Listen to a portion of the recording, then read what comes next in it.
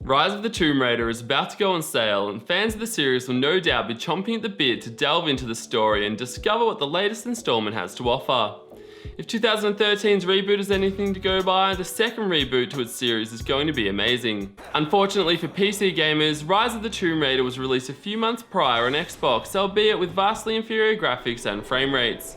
Therefore, I feel like we're really seeing this game for the first time, and on PC we really are. Rise of the Tomb Raider utilises AMD's PureHair technology, which is an updated version of Tress effects featured in the previous title.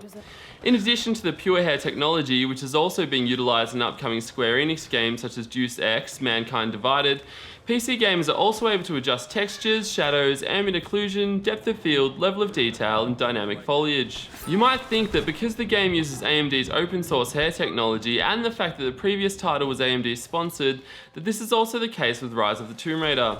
Sadly, this isn't the case, and instead Nvidia has once again got their hands on yet another AAA title. So what does this mean? For Nvidia users, essentially nothing.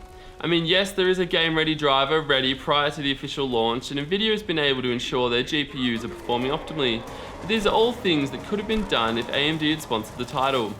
Meanwhile, the free spirit that is AMD looks to be getting shafted once again, and ultimately so too are gamers rocking a Radeon GPU. AMD claims that because this is an Nvidia GameWest title, they don't get the same level of access that they would otherwise. This makes optimizing for the game and fixing any issues extremely difficult. Therefore, it's unlikely we'll see the true AMD Radeon performance in Rise of the Tomb Raider even within the next few weeks, and it could be longer. That being said, please let me make it clear that we're testing using a game-ready driver from Nvidia designed specifically for Rise of the Tomb Raider, where we're having to rely on AMD's latest Crimson Edition 16.1 driver, which isn't optimized at all. For testing, we used this 70-second cutscene which accurately represented the most demanding performance we saw throughout the game. The cutscene was preferred over gameplay as it's extremely easy to accurately reproduce over and over again. All tests were conducted with PureHair enabled, and the very high quality setting preset was used, along with some 1080p results using the medium quality preset. The very high quality settings were tested at 1080p, 1440p and 4K. Both the average and minimum frame rates were recorded, and we've included almost all the latest current generation GPUs. The invaders took many of my people prisoner. You should leave this place before it's too late. I can't do that. I came here for something important. So did they. If I see you again, I'll put an arrow in your throat. You and I are on the same side. I hope I can prove that to you. What's going on down there? Who?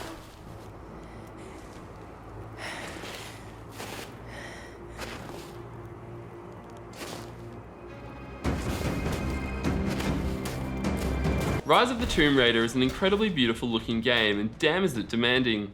Here at 1080p we find that the GTX 960 is good for just 28 FPS, with frame rates that dip to an unplayable 18 FPS, and the R9 380 isn't much better. Even the 380X struggles with just 34 FPS on average and a 20 FPS minimum. That's around 40% less performance than what we were seeing in Just Cause 3 at the same resolution. Interestingly, these frame rates are very similar to what we've seen when testing The Witcher 3 Wild Hunt, with the quality settings maxed out, as the GTX 960 averages just 29 FPS with an 18 FPS minimum at 1080p. For playable performance at 1080p, gamers are going to require a GeForce GTX 970 or even better, a Radeon R9 390. It's nice to see the 390 not just outperforming the 970 here, but also delivering a solid gaming experience. The higher end cards, such as the Nano, provided a nice performance boost, as did the GTX 980. Though as usual, it's the GTX 980 Ti that really stands out. Dropping the quality preset from very high down to medium while skipping high in the process, it's possible to receive smooth playable performance for the GTX 960 and R9 380. The R9 380 in particular delivered excellent performance with a 30 FPS minimum. Interestingly, however, the GTX 970 is able to overtake the 390 under these conditions to match the 390X. Perhaps reducing the amount of VRAM required under these lower quality settings helps give the 970 an advantage here.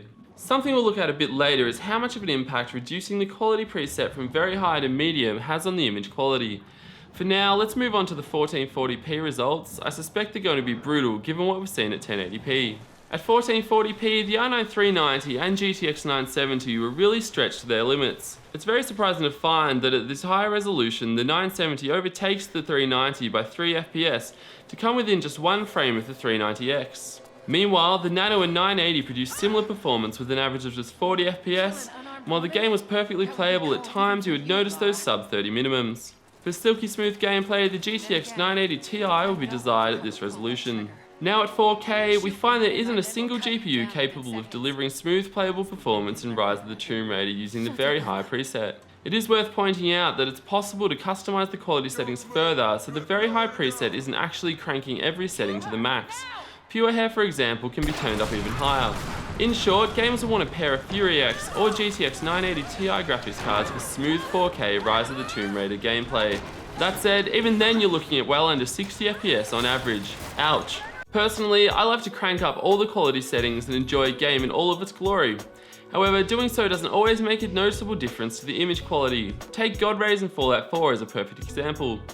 In the case of Rise of the Tomb Raider, we couldn't really find any one quality setting that had a huge impact on performance. Probably the most significant setting to impact performance was PureHair. While it wasn't outrageous, for the most part many of these minimum frame rates can be attributed to the use of this setting. Still, this technology looks amazing, and frankly without it, Lara looks like she could have jumped out of a 10-year-old game. Effects such as motion blur don't do a lot for me, and while I often prefer them disabled, especially if they're over the top, they don't have any meaningful impact on the frame rate. Here we have a quick comparison of the game running at 1080p using the medium, high and very high preset. In this first set, we have a good view of a snow-covered ground. Please note this image hasn't been blown up or zoomed in. The very high texture quality is clearly better when looking at the snow, and if I move ahead a bit and pause here, you can see the shadow quality is much more detailed. The comparison isn't exactly night and day, but it's the subtle details like this that really do add to the overall experience. The difference here as Lara draws her bow is almost impossible to spot between the high and very high settings. The medium quality setting also looks much the same, with the exception of the bridge in the background, which isn't as well lit. Looking at Lara's face up close, there's almost no difference to be seen. Again, the high and very high settings are much the same, and that would explain why I saw almost no difference in frame rate when comparing the two. The medium quality setting sees noticeably less shadowing on Lara's face, and the texturing of her scarf is much lower. In this scene, which focuses on Sophia, we can see that the very high setting offers more realistic lighting and shadows, most noticeable around her waist area. The rock behind her also features noticeably better texturing, and you can see the improved quality of the depth of field setting when looking at the bridge in the background. This scene, which looks at Lara and the surrounding environment from a distance, shows almost no image quality difference between medium, high and very high. That said, in the top corner behind the on-screen statistics, you'll see the very high setting features more dynamic fog.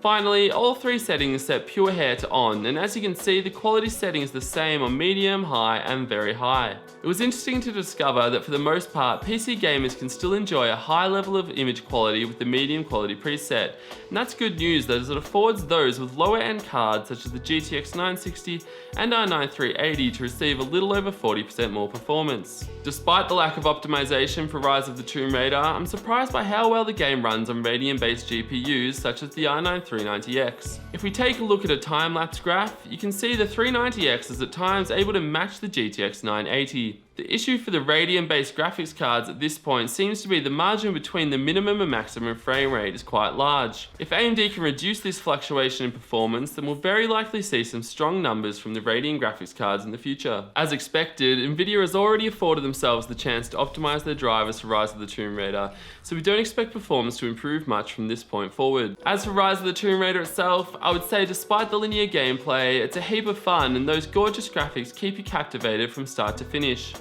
The highly detailed sets and cinematic in-game cutscenes help keep the game fresh and exciting even after hours of gameplay. Thanks for joining me for another game performance video. Let me know what you think of the Rise of the Tomb Raider game in the comments and on our forum at hardwareunbox.com. Don't forget to hit like, hit subscribe, and I'll see you guys next time.